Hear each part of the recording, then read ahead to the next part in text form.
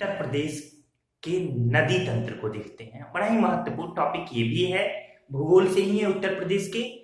तो उत्तर प्रदेश का नदी तंत्र, तीन प्रकार की नदियां उत्तर प्रदेश में पाई जाती हैं।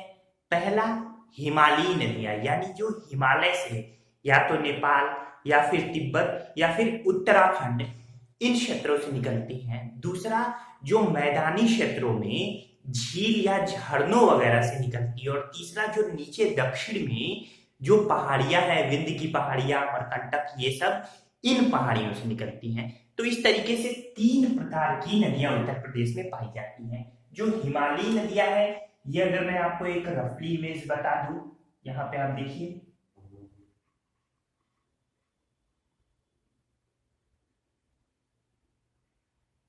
तो ये देखिए, ये अगर हम उत्तर प्रदेश से है तो कुछ नदियां ये जो हिमालय से निकलती हैं, देख रहे हैं आप।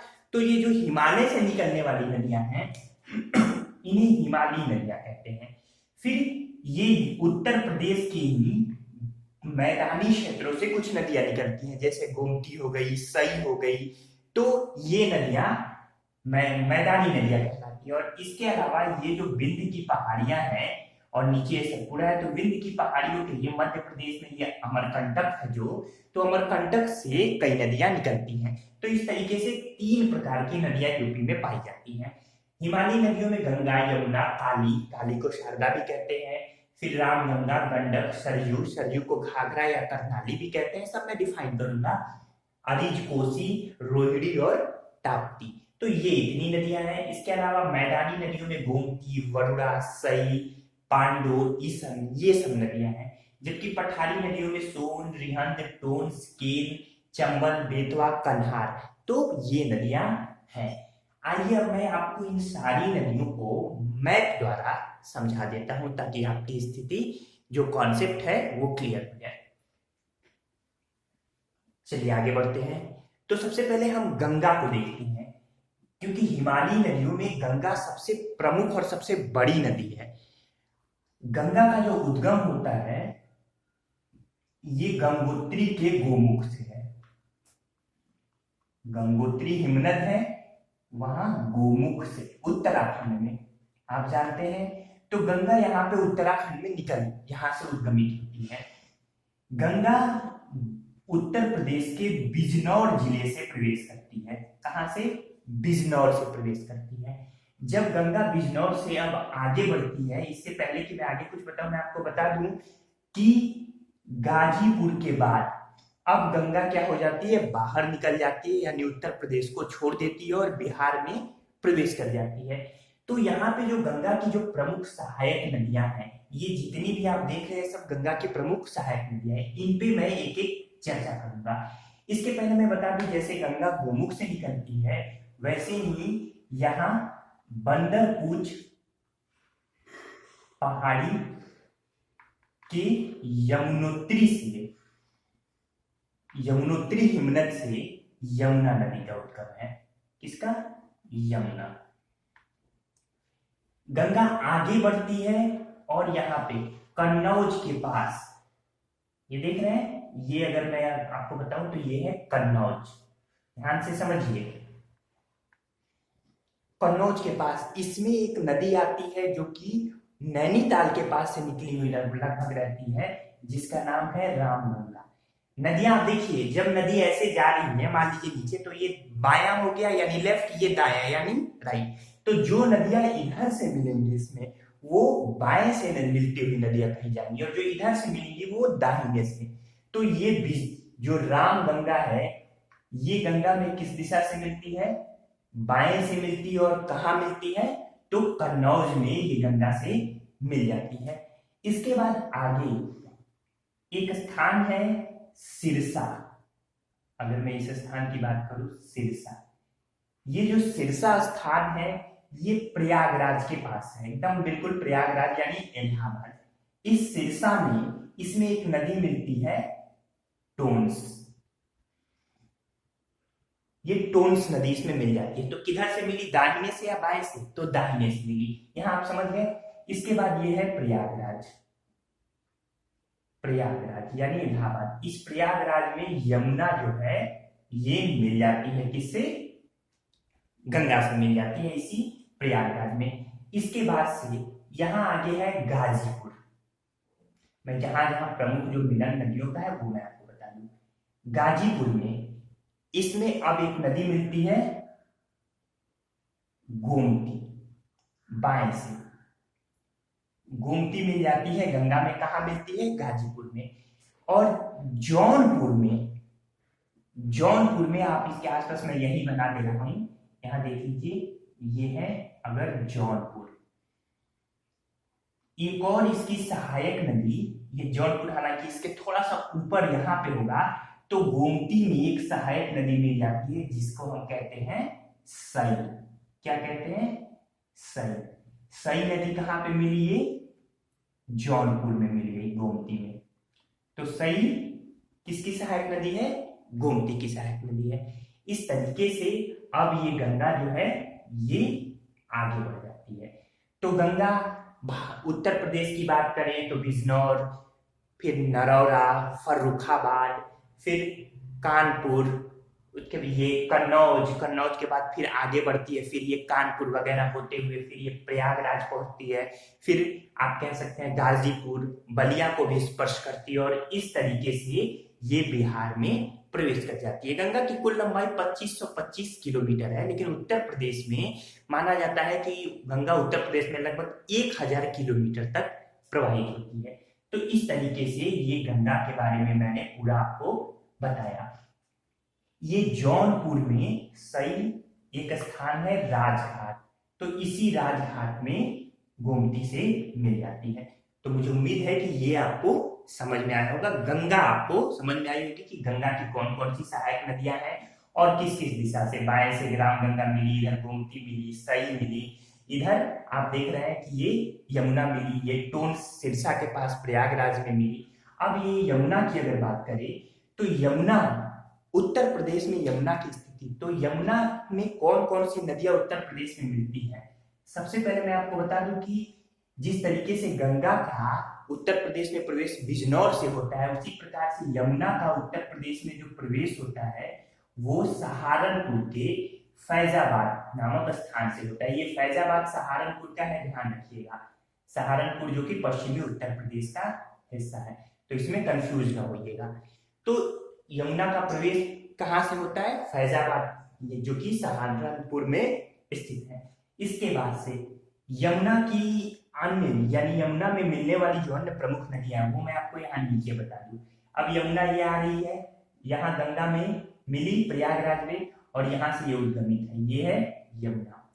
तो यमुना में हिंडन नदी मिलती है, ये लगभग मान के चलिए नोएडा में, नोएडा के पास गौतम बुद्ध नगर कह सकते हैं। हिंडन गाजियाबाद किस नदी के तट पर बसा है? तो हिंडन नदी। तो ये कौन सी नदी यहाँ पे है? ये है हिंडन। तो किस दिशा से हिंडन नदी मिली? आप देखिए बाएं से मिल रही है, ठीक, ऐसे चली तो ये लेफ्ट से हिंडन नदी, क्योंकि ऐसे जा रही है नदी, तो जब नदी ऐसे जाएगी ये लेफ्ट हो जाएगा, ये राइट हो जाएगा। इसके बाद से यहाँ पे इटावा से 40 किलोमीटर दूर औरैया में, जो कि मुरादनगर नामक स्थान पे, मुरादगंज, औरैया के मुरादगंज नामक स्थान पे, जो कि इटावा से 40 किलोमीटर दूर है, ध्यान रखिएगा। यहाँ पे इससे एक नदी मिलती है चंबल।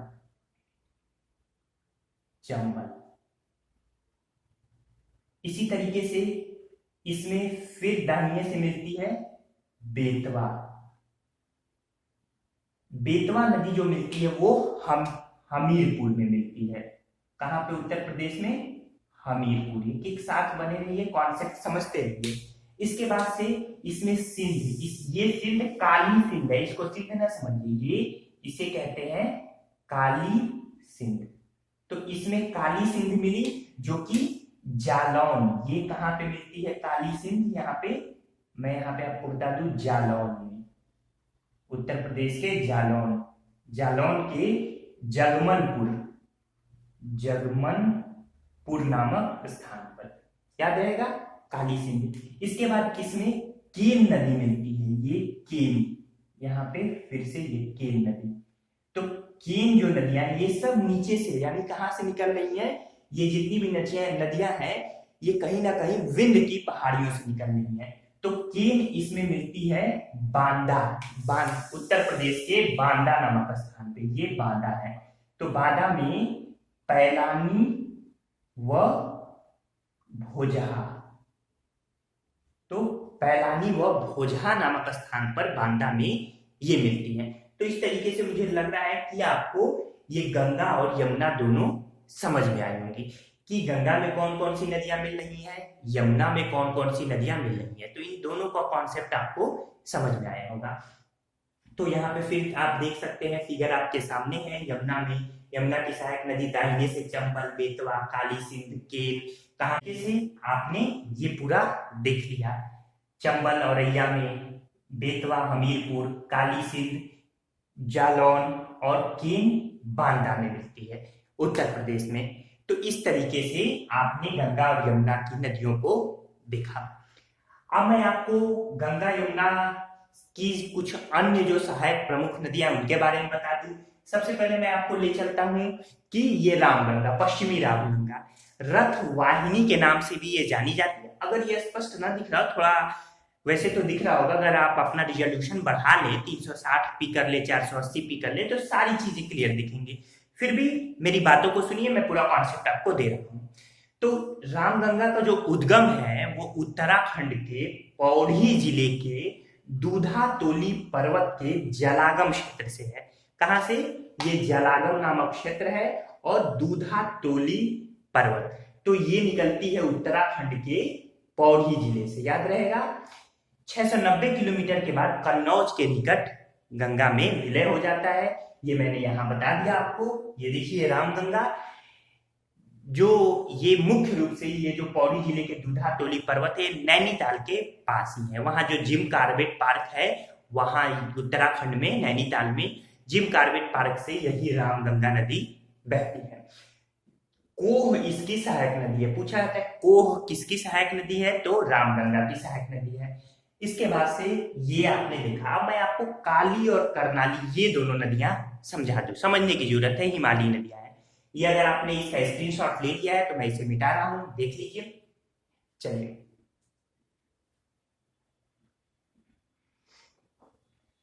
तो ये आइए आगे बढ़ते हैं। यहां देखिए, ये जो काली है, पहले यहां समझ लीजिए, काली है, इसको शारदा के नाम से भी जाना जाता है। लेकिन शारदा इसे कब कहा जाता है? टनकपुर में इसे शारदा नदी के नाम से कहा जाता है। काली नदी का उत्तर प्रदेश में प्रवेश पीलीभीत नामक स्थान से होता है। पीलीभीत, यहां देखिए, ये नेपाल है। नेपाल की ये तराई है। इस तराई में ये है पीलीभीत, यहां आपको समझने की जरूरत है। ये लखीमपुर खीरी है, फिर ये बहराइच है, और यहाँ पे ये जो नीचे है ये सीतापुर है, लखनऊ के पास सीतापुर। तो ये जो नेपाल के पास है इसे समझिए। ये अगर समझ गए इतना, ये तो फिगर समझ रहे हैं, तो अब आप काली और करनाली को समझ पाएंगे। तो जो काली नदी का प्रवेश है, सबसे पहले मैं उद्गम बता दूं, पिथौरागढ़ जिला उत्तराखंड में है। वहां एक काला पानी नामक स्थान है, वहां से निकलती है। जब वहां से निकलती है तो इसमें वहीं पर एक और नदी मिलती है गौरी गंगा नाम से। ये जो गौरी गंगा है, ये मिलाम हिमनद से, जो कि उत्तराखंड में है, वहीं से निकलती है। और ये जो काली से गौरी गंगा जौलजीबी नामक स्थान पर मिल जाती है। जैसे अगर उत्तराखंड से मान लीजिए पिथौरागढ़ जिले से निकली और यहीं पे ये मिलाम हिमनद से निकलती है, तो यहाँ पे ये मिल गई। ये हो गई काली नदी और ये हो गई गौरी गंगा, ठीक है। और ये काली और गौरी गंगा जिस स्थान पर मिलते हैं उसका नाम क्या है? जौलजीबी, उत्तराखंड में ही। तो ये काली और गौरी गंगा एक साथ मिल गई। टनकपुर के बाद इसे, अब ये जो टनकपुर क्रॉस होता है, तो टनकपुर के पास इसको अब शारदा, उत्तर प्रदेश में अब इसको शारदा नदी कहा जाता है। पीलीभीत, इसी पीलीभीत से प्रवेश होता है, ठीक। टनकपुर जो कि नेपाल में स्थित है, ध्यान रखिएगा कि टनकपुर कहाँ है? नेपाल में है। तो बॉर्डर पड़ता है वो यूपी का। तो इस तरीके से यहाँ पे देखिए पीलीभीत में प्रवेश। अब ये उत्तराखंड यहाँ पे है, तो उत्तराखंड के बाद अब ये नेपाल होते हुए पीलीभीत में प्रवेश करती है ये काली नदी। सीतापुर के बासरा बहराम घाट के निकट करनाली घाघरा से मिल जाती है सीतापुर में, लेकिन ये मिलने से पहले की इसकी स्थिति मैं आपको बता दूं। तो मान लीजिए कि ये पीलीभीत में काली प्रवेश कर रही है। अब हम करनाली यानी घाघरा को देखते हैं। तो करनाली नदी का उद्गम तिब्बत पठार का परिस्थित मापचा चुंगो हिमनद है। ये भारत है, तो ये तिब्बत का पठार है, यहाँ पे आप देखिए तिब्बत, और ये नेपाल है, नेपाल। तो करनाली नदी का जो उद्गम है ये तिब्बत का पठार है, और कहां पे, मापचा चुंगो हिमनद यानी ग्लेशियर, मापचा चुंगो ग्लेशियर से है। अब यहां से ये निकली करनाली नदी, यहां से निकली, फिर नेपाल होते हुए, इसको पर्वतीय क्षेत्रों में विशेषकर नेपाल में करनाली के नाम से जानते हैं, लेकिन ये जब मैदानी क्षेत्रों में प्रवेश करती है तो इसका नाम घाघरा हो जाता है। तो ये नेपाल यहां से आई, ये प्रवेश की। अब ये आगे यहां से आई, ये प्रवेश की। अब ये खीरी और बहराइच की सीमा बनाते हुए आगे बढ़ती है। तो खीरी और बहराइच की सीमा बनाते हुए कौन सी नदी, घाघरा, इसी को नेपाल में तराई कहते हैं, पर्वतीय प्रदेशों में ये नदी आगे बढ़ी। अब आप इधर से देखिए, ये यूके है और ये घाघरा, ये दोनों नदियां अब आगे बढ़ी। ये जब आगे बढ़ी तो सीतापुर में, ये पीलीभीत से आ रही है और ये, तो सीतापुर में इन दोनों नदियों का मिलन होता है, और सीतापुर में ये, और घाघरा और काली यानी शारदा, जो शारदा नदी और काली नदी का दोनों सीतापुर में मिलन होता है, वो कहाँ होता है, बासरा यानी बहराम घाट के पास, बासरा, ठीक, इसको बहराम घाट भी कहते हैं। तो इस तरीके से यहाँ पे आप कॉन्सेप्ट समझ गए होंगे काली नदी और घाघरा नदी का। काली नदी को शारदा नदी भी कहते हैं। कब कहते हैं, जब ये पीलीभीत में उत्तर प्रदेश में प्रवेश करती है तो इसका नाम शारदा हो जाता है। और ये जो घाघरा है ये करनाली नदी है, जो कि नेपाल में करनाली के नाम से, जब ये उत्तर यानी मैदानी क्षेत्रों में प्रवेश करती है तो इसे घाघरा के नाम से जाना जाता है। तो ये दोनों बातें आप समझ गए। लखीमपुर व बहराइच की सीमा बनाते हुए प्रवेश करती है। अब इसके बाद ये तो समझ गए, चलिए इसे मैं मिटा देता हूं। जब ये सीतापुर के बाद, यहां मैंने एक रफली आपको फिगर बनाया है, ये नदी आगे बढ़ती है, ये आगे बढ़ती है यहाँ पे तो अयोध्या पहुंचती है। अब देखिए घाघरा और शारदा दोनों नदी, घाघरा नदी ये बड़ी नदी है, यानी इसकी जो धारा है, इसकी लंबाई और इसमें जल जो है वो काली यानी शारदा से ज्यादा है। तो जिस नदी, जो बड़ी नदी होती है उसी नदी के नाम पर ये आगे चलती है। तो ये जो घाघरा है, ये घाघरा को अयोध्या, यानी अब ये नदी अयोध्या में, जो कि घाघरा और काली यानी शारदा का मिलने के बाद आगे बढ़ती है, इसे सरयू कहा जाता है। यही नदी अयोध्या में सरयू नदी के नाम से जानी जाती है। फिर अब घाघरा यहां से आगे बढ़ती है और देवरिया के पास बरहज नामक स्थान पर, ये देवरिया के पास है बरहज, यहाँ पे इसमें राप्ती नदी मिल जाती है। इसमें राप्ती नदी मिल गई, यहाँ पे राप्ती नेपाल से निकलती है, अभी मैं इसको बता दूंगा। और इसके बाद से ये घाघरा आगे बढ़ती है और छपरा के पास, जो कि बिहार में है, ये गंगा से मिल जाती है। तो इस तरीके से ये आपने घाघरा नदी देखा। तो कंफ्यूज ना होइएगा, अक्सर लोग कंफ्यूज हो जाते हैं, काली, शारदा, करनाली, घाघरा। बिल्कुल सिंपल कॉन्सेप्ट रखिए कि काली नदी को ही शारदा नदी कहते हैं। जब काली नदी का उत्तराखंड से उद्गम होता है तो इसे काली नदी कहते हैं। ये टनकपुर यानी नेपाल में जो टनकपुर है उसके बाद इसे शारदा नदी का नाम दिया जाता है। उत्तर प्रदेश में पीलीभीत से ये प्रवेश करती है। इसके बाद से घाघरा नदी, जो कि तिब्बत के पठार के स्थित मापचा चुंगो ग्लेशियर से निकलती है, जिसे पर्वतीय प्रदेशों में करनाली कहा जाता है। जबकि वो जो मैदानी भागों में प्रवेश करती है तो उसी का नाम घाघरा हो जाता है। लखीमपुर व बहराइच की सीमा बनाते हुए उत्तर प्रदेश में प्रवेश करती है। सीतापुर नामक स्थान पर इस घाघरा में कौन सी नदी, करनाली, ये घाघरा में काली नदी मिल जाती है। और सीतापुर का वो स्थान बासरा या बहराम घाट के नाम से जाना जाता है, जहां काली यानी शारदा और करनाली यानी घाघरा का मिलन होता है। फिर चूंकि ये बड़ी नदी घाघरा है इसलिए घाघरा के नाम से आगे बढ़ती है, लेकिन अयोध्या में इसके महत्व को देखते हुए इसे सरयू नदी का नाम दिया जाता है। फिर उसके बाद से ये आगे बढ़ती है, बरहस देवरिया के पास इसमें राप्ती नदी मिलती है। राप्ती नदी का जो उद्गम है वो नेपाल का रकुमकोट है। रकुमकोट एक स्थान है, रकुमकोट नेपाल का, यहाँ से राप्ती नदी का उद्गम है ये। अब ये इसके बाद से राप्ती को मिलने के बाद से अब घाघरा आगे बढ़ती है और छपरा पे जो कि बिहार में है गंगा में मिल जाती है, और इस तरीके से गंगा की धारा अब आगे बढ़ जाती है। तो ये आपने पूरा देखा। मुझे लगता है कि आपको काली और करनाली यानी शारदा और घाघरा समझ में आ गए होंगे। तो चाहे तो स्क्रीनशॉट ले सकते हैं आप इसका। चलिए, इसके बाद राप्ती मैंने बता दिया। ये जो राप्ती नदी है ये बहराइच, श्रावस्ती, बलरामपुर, सिद्धार्थनगर, संत कबीर नगर बहते हुए गोरखपुर पहुंचती है।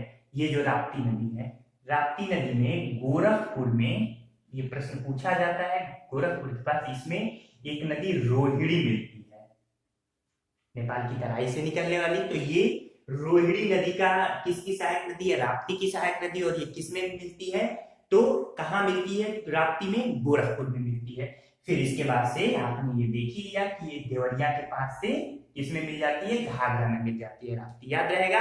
राप्ती नदी में फिर बता दूं, राप्ती उत्तर प्रदेश के बहराइच से प्रवेश करके फिर श्रावस्ती, फिर बलरामपुर, सिद्धार्थनगर, संत कबीर नगर सब नेपाल के पास वाले नगर हैं। फिर गोरखपुर में इससे रोहिणी मिलती है और फिर ये देवरिया में घाघरा से मिल जाती है। तो इस तरीके से ये आपने पूरा कॉन्सेप्ट यहाँ पे देख लिया। उम्मीद है दोस्तों कि आपको ये पूरा कॉन्सेप्चुअल समझ में आया होगा। मैंने थोड़ा समय लेकर धीरे धीरे आपको समझाया है, क्योंकि रट तो आप लेंगे पर अगर कॉन्सेप्ट रहेगा तो चीजें ज्यादा बेहतर समझ पाएंगे। इस तरीके से अब एक और हिमालयी नदी है गंडक। गंडक नदी ये भी नेपाल से ही निकलती है। नेपाल में इसे सालीग्रामी कहा जाता है। क्या? गंडक को नेपाल में सालीग्रामी कहा जाता है। तो सालीग्रामी के नाम से जानी जाती है। मैदानी भागों में इसे नारायणी कहा जाता है। ध्यान रखिएगा, जो अब उत्तर प्रदेश के जो पूर्वांचल का क्षेत्र है यहाँ पे जब ये प्रवेश करती है तो अब इसे नारायणी के नाम से जाना जाता है। और वास्तविक इसका जो पटल पे नाम है वो क्या है? गंडक है। दो सहायक इसकी नदियां हैं, पश्चिम में काली और पूर्व में त्रिशूल गंगा। दोनों याद रखिएगा, पश्चिम में काली नदी इसकी सहायक नदी है और पूर्व में त्रिशूल गंगा गंडक की सहायक नदी है। शिवालिक श्रेणियों से निकलकर, यानी नेपाल के पास से ही जो शिवालिक श्रेणी, ये अगर मैं आप अगर जानते होंगे तो हिमालय की 3 श्रेणियां, सबसे पहले बाहरी बृहद श्रेणी, फिर मध्य यानी मध्य या लघु हिमालय, और तीसरा शिवालिक श्रेणी जो सबसे निचली श्रेणी है, सबसे नवीन श्रेणी है। तो शिवालिक श्रेणी से निकलती है, त्रिशूल नामक स्थान पर यह नेपाल में प्रवेश करती है। त्रिशूल नामक स्थान पर फिर ये महाराजगंज, कुशीनगर होते हुए पटना निकल जाती है और पटना में ही गंगा से ये मिल जाती है। तो इस तरीके से कुशीनगर के पडरौना जिला मुख्यालय से प्रवाहित होती है। तो इस तरीके से ये गंडक नदी की पूरी आपने पूरा कॉन्सेप्ट देखा। उम्मीद है ये भी आपको समझ में आया होगा। तो अगर कुछ भी दिक्कत हो तो आप कमेंट हमें जरूर कीजिए, मैं कमेंट जब आप करेंगे तो उसका जवाब जरूर दूंगा। तो इस तरीके से ये नदी तंत्र हमने हिमालयी नदी तंत्र पूरा का पूरा देख लिया। मैदानी नदियों में जो गोमती नदी है, गोमती का जो उद्गम है वो पीलीभीत जिले का फुलहर झील है। पीलीभीत आपने यहाँ देखा, यहाँ एक झील है फुलहर झील। तो जो न जानते हो वो देख ले, फुलहर। तो फुलहर झील से ये नदी निकलती है। गोमती और गंगा तट पर एक बड़ा ही प्रसिद्ध मंदिर है, मार्कंडेय मंदिर। तो याद रखिएगा, ये मार्कंडेय मंदिर बड़ा ही प्रसिद्ध मंदिर है गोमती और गंगा तट पर। इसी तरीके से एक नदी है सई नदी, अभी मैंने इसके पहले बताया आपको। सई नदी किसमें, किसकी सहायक नदी है? तो ये गोमती की सहायक नदी है। ये मैंने गंगा तट में बता दिया, आपने देखा होगा। हरदोई के पास से निकलती है सई नदी, भीजवान झील, मैं यहाँ लिख देता हूँ आपको स्पष्ट ना हो तो, भीजवान झील से निकलती है सई नदी। ये सब लिख लीजिए, सई नदी एक एक क्रम से भिजवान झील से निकलती है। तो सई नदी भी हो गया। इसके बाद से ये लगभग ये सारी नदियां। फिर हम पठारी नदियों में सोन, रिहंद, टोंस, कीन, चंबल, बेतवा, कन्हार, इन नदियों को हमने देखा कि कैसे कैसे ये नदियां यमुना में मिलती हैं, जो भी प्रमुख नदियां थी। मैं आपको यहाँ बता दूं, चंबल जिसको चमरावती भी कहते हैं, इसे मैं मिटा दे रहा हूँ, स्क्रीनशॉट लेना हो तो ले लीजिए। चलिए, चंबल को चमरावती के नाम से भी जानते हैं। चमरावती मध्य प्रदेश में इंदौर के महू नामक स्थान से ये निकलती है। महू मध्य प्रदेश में इंदौर से, ठीक है, याद रहेगा। तो महू नामक स्थान से निकलती है। जहां से नदी निकलती है, जना पाव पहाड़ी, जना पाव पहाड़ी के नाम से वो जानी जाती है। तो कोई पूछे आपसे कि चंबल नदी का उद्गम क्या है, यानी चमरावती नदी का, तो आप कहेंगे इंदौर के, जो मध्य प्रदेश में इंदौर है, वहां के महू नामक स्थान पर जना पाव पहाड़ी से नदी निकलती है। इसकी कुछ सहायक नदियां हैं, काली सिंध, पार्वती, बनास। ये पार्वती बड़ी महत्वपूर्ण है, पार्वती नदी, फिर बनास नदी, काली सिंध, ये सब चंबल की सहायक नदियां हैं जो कि यमुना में मिल जाती हैं। इसके बाद से अगर मैं बात करूं बेतवा की, बेतवा को वेत्रवती भी कहा जाता है, याद रखिएगा। बेतवा वेत्रवती भोपाल के दक्षिण पश्चिम से निकलती है ये नदी, भोपाल के दक्षिण पश्चिम से ये नदी निकलती है। बाकी कहाँ मिली ये तो आपने देख ही लिया। इसके बाद से हम बात करें सिंध, जिसको वास्तव में काली सिंध के नाम से जाना जाता है। ये राजस्थान के टोंक जिला से निकलती है। टोंक जिला ये राजस्थान, याद रहेगा। तो राजस्थान के टोंक जिला से सिंध निकलती है काली सिंध के नाम से। इसके बाद से अगर हम बात करें टोन्स की, इस टोन्स को तमसा भी कहा जाता है, जो कि तमसा कुंड से निकलती है। तमसा कुंड ये मध्य प्रदेश के मैहर नामक स्थान पर है, जहां सरस्वती जी का बहुत प्रसिद्ध मंदिर भी है। तो मैहर के मध्य प्रदेश के तमसा कुंड से टोन्स नदी निकलती है। तो उम्मीद है ये आपको समझ में आया होगा। इस तरीके से लगभग सभी नदियों के बारे में मैंने बता दिया। मैं आपको यहाँ केन के बारे में भी बता दूं। केन को कर्णवती के नाम से भी जाना जाता है, और केन जो है ये दक्षिण में कैमूर की पहाड़ियों से निकलती है। कैमूर पहाड़ी। तो इस तरीके से ये जितनी भी पठारी नदियां हैं जो कि विंध्य क्षेत्र से निकलती है, विंध्य क्षेत्र में ही कैमूर की पहाड़ियां हैं, वो सब मैंने बता दिया। तो उम्मीद है आपको नदी तंत्र बेहतरीन कॉन्सेप्चुअल रूप में समझ में आया होगा। नदी तंत्र में अब हम जो प्रमुख उत्तर प्रदेश की बांध परियोजनाएं हैं, जो नहरें हैं, उन पे चर्चा करते हैं। तो उत्तर प्रदेश में सर्वाधिक जो सिंचाई होती है वो नलकूपों द्वारा होती है। नलकूपों के बाद नहर, फिर कुआं और तालाब, ये क्रम याद रखिएगा। आइए हम प्रमुख नहरों की बात कर ले, एक एक कड़ी साथ साथ देखते हुए चलिए। जो जो परीक्षाओं में पूछे जाते हैं और जो महत्वपूर्ण है सभी का मैं जिक्र करूंगा। ऊपरी गंगा नहर जो कि 1840 से 1854 के मध्य तैयार की गई थी, ये उत्तर प्रदेश में नरौरा बुलंदशहर में, हरिद्वार से जो पानी गंगा का आ रहा है तो उसी से, तो नरौरा बुलंदशहर नामक स्थान से गंगा से निकाली गई है ऊपरी गंगा नहर। ये आगरा जो नहर है उसमें ये पानी जाता है, प्लस पश्चिमी जो प्रदेश हैं उनकी सिंचाई व्यवस्था इससे चल पाती है। फिर निचली गंगा नहर, ये भी नरौरा से निकाली गई, 1878 में ये कंप्लीट यानी पूर्ण हुआ। फिर मध्य गंगा नहर, ये बिजनौर से निकाली गई है। तो ये पूरे पश्चिमी क्षेत्रों के लिए पानी की व्यवस्था इससे सुलभ हो पाती है। इससे अलावा अन्य जो उत्तर प्रदेश के थोड़े बहुत मध्य और पूर्वी क्षेत्र है उनमें भी इन मध्य गंगा नहर से पानी की व्यवस्था होती है। इसके बाद से अगर हम बात करें आगरा नहर, 1874 में आगरा नहर बनी। ओखला, दिल्ली में ओखला नामक स्थान से यमुना के दाहिनी तरफ से ये नहर, आगरा नहर निकाली गई है। आगरा शहर की मुख्य जो और आगरा के आसपास के क्षेत्रों में जो सिंचाई व्यवस्था होती है इसी नहर द्वारा होती है। फिर पूर्वी यमुना नहर, बहुत पुरानी, उत्तर प्रदेश की सबसे पुरानी नहर है। ये 1830 में निर्मित हुई थी, जो कि फैजाबाद, ये फिर मैं दोहरा दूं, ये फैजाबाद सहारनपुर वाला फैजाबाद है जहां से यमुना का प्रवेश होता है। तो फैजाबाद सहारनपुर नामक स्थान से यमुना के बाएं किनारे से निकाली गई है पूर्वी यमुना नहर। इसी तरीके से एक बात और, पूर्वी यमुना नहर शाहजहां द्वारा ये खुदवाया गया था पूर्वी यमुना नहर, और अंग्रेजों ने इसे मॉडरेट यानी नवीकरण प्रदान किया। फिर शारदा नहर पूछा जाता है उत्तर प्रदेश की सबसे बड़ी नहर कौन सी है, रट लीजिए, याद कर लीजिए, शारदा नहर है। 1920 से 1928 के बीच में यह पूर्ण हुई थी। चंपावत के बनवासा, ये बनवासा उत्तर प्रदेश, उत्तराखंड और नेपाल सीमा पर स्थित है। तो चंपावत के बनवासा नामक स्थान से शारदा नदी से शारदा नहर निकाली गई है। तो इस तरीके से ये आपने नहर देखा। आगे बढ़ते हैं, गंडक नहर, गंडक नदी से, फिर सरयू नहर घाघरा नदी से निकाली गई है। फिर रानी लक्ष्मीबाई बांध की नहर, दो नहरें हैं रानी लक्ष्मीबाई बांध में, एक गुरसराय और एक मंदर। पूछा जाता है रानी लक्ष्मीबाई बांध कहाँ स्थित है, तो ये ललितपुर जिले में, पहले झांसी में था, अब झांसी से अलग हट के एक ललितपुर जिला भी बन गया है। तो ललितपुर जिले में बेतवा नदी पर स्थित है। ध्यान रखिएगा कि पूछा जाता है माता टीला बांध किस नदी पर स्थित है, बड़ा ही महत्वपूर्ण क्वेश्चन है, रख लीजिए, माता टीला बांध बेतवा नदी पर स्थित है। इसके बाद है रिहंद घाटी परियोजना।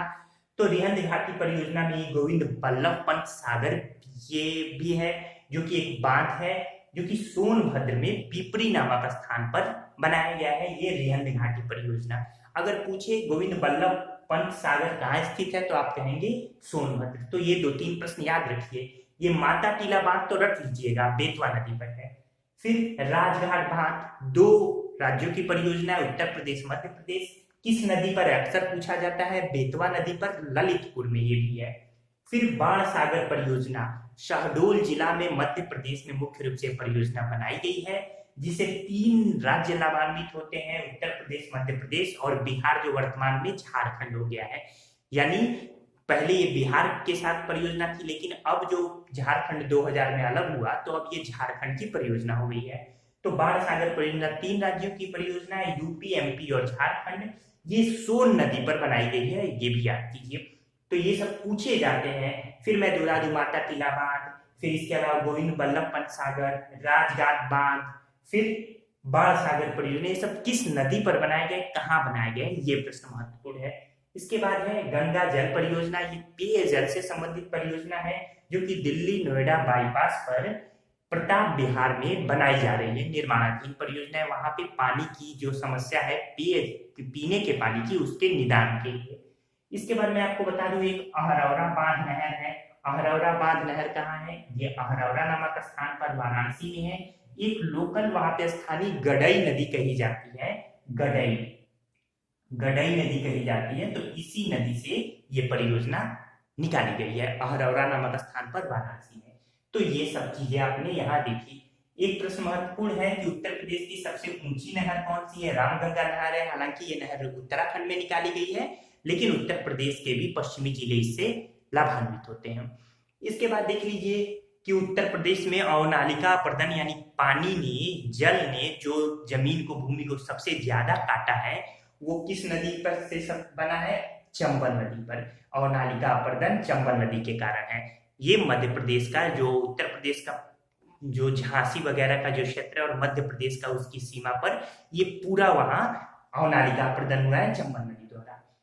चित्रकूट किस नदी के किनारे है, मंदाकिनी नदी के किनारे। जौनपुर गोमती नदी के किनारे। इसी तरीके से कानपुर जानते हैं आप किस नदी के किनारे है, गंगा नदी के किनारे। प्रयागराज यानी इलाहाबाद, ये भी गंगा नदी के किनारे। तो इस तरीके के महत्वपूर्ण प्रश्न आपको याद रखने चाहिए।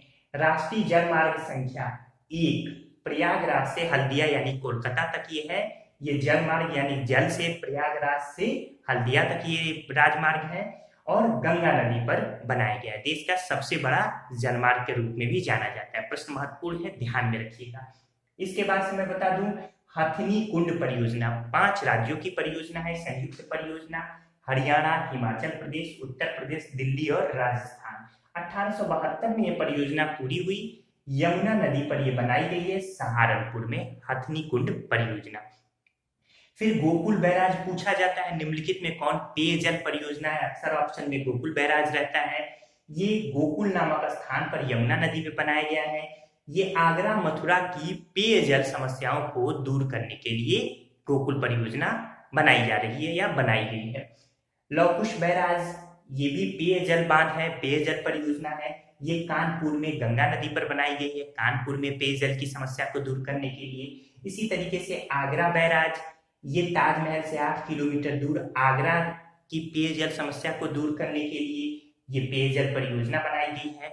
यहाँ एक और मैं बता दूं, चंद्रप्रभा बांध नहर, याद रखिएगा, चंद्रप्रभा बांध नहर नहीं दिख रहा हो, हल्का दिख रहा हो तो सुन लीजिए, चंद्रप्रभा बांध नहर चकिया नामक स्थान पर चंदौली में बनाई गई है।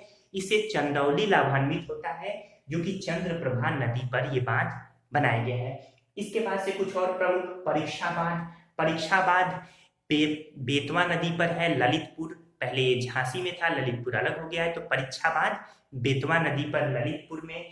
फिर विहार जलप्रपात पूछा जाता है कहाँ है, तो ये टोंस नदी पर ढेर सारे जलप्रपात हैं, तो टोंस नदी पर 110 मीटर ऊंचा जलप्रपात है विहार जलप्रपात। इसके बाद अर्जुन बांध नहर कहाँ पे है, हमीरपुर में है। इस पूछा जाता है अर्जुन बांध नहर से कौन सा जिला लाभान्वित होता है, उत्तर प्रदेश का हमीरपुर। फिर नगवा बांध नहर नगवा नामक स्थान पर बनाया गया है, जो कि कर्मनाशा नदी पर यह बांध नहर है, जिससे मिर्जापुर और सोनभद्र लाभान्वित होते हैं। तो ये नगवा आपको दिख रहा होगा, नगवा। तो इस तरीके से जो भी महत्वपूर्ण बातें थी वो मैंने तेजी से आपको बता दी, क्योंकि ये सब बातें एक दो बार और देख लीजिए, स्क्रीनशॉट ले लीजिए आप इसका, ताकि आपको ठीक से समझ में आ जाए। इसे एक दो बार दोहरा लीजिए और आपको पूरा बेहतरीन रूप में ये समझ में आएगा। तो ये पूरा उत्तर प्रदेश का नदी तंत्र मैंने आपके साथ चर्चा कर दी।